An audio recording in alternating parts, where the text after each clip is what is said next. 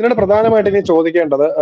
അഫാനും ഇപ്പൊ അഫാനെ സംബന്ധിച്ചുള്ള അഫാനും ഒരു ജയിലിൽ എല്ലാവരും തുല്യരാണെന്ന് പറയാറുണ്ട്. അപ്പോൾ അഫാനും അതുപോലെ ഒരു എന്താ പറയാനാണ് ഒരു അഫാനിന്റെ അടുത്ത നടപടി എന്ന രീതിയിൽ ചിന്തിക്കേണ്ടതുണ്ട് ഈ സമയത്ത്.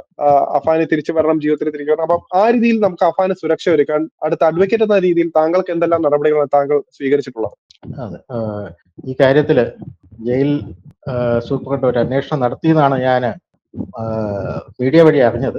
പക്ഷേ അത് ഈ കേസിൽ ഒരു അന്വേഷണം നടത്തേണ്ടത് ജയിൽ സൂപ്രണ്ട് ആണെന്ന് എനിക്ക് അഭിപ്രായം. ഇത്തരം സംഭവങ്ങൾ ഉണ്ടാവുമ്പോൾ ആദ്യം ഒരു പോലീസ് എൻക്വയറിയാണ് നടത്തേണ്ടത്. പോലീസിന്റെ കൃത്യമായ ഒരു അന്വേഷണം, അതായത് ക്രൈം സീൻ, ഈ സംഭവം നടന്ന സ്ഥലം മറ്റാരും കയറാതെ അത് സെക്യൂർ ആക്കി വെക്കണം.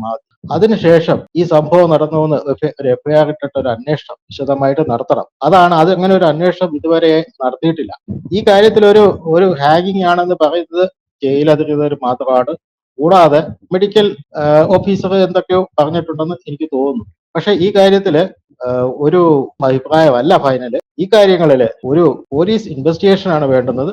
പോലീസ് അതോറിറ്റീസ് ഈ കാര്യത്തില് വിത്ത് ഫോറൻസിക് എക്സ്പേർട്സ് അവരുടെ സഹായത്തോടു കൂടി ഒരു അന്വേഷണം നടത്തിയാൽ ഇതിൽ സത്യം പുറത്തു വരുമെന്നാണ് ഞാൻ വിശ്വസിക്കുന്നത്.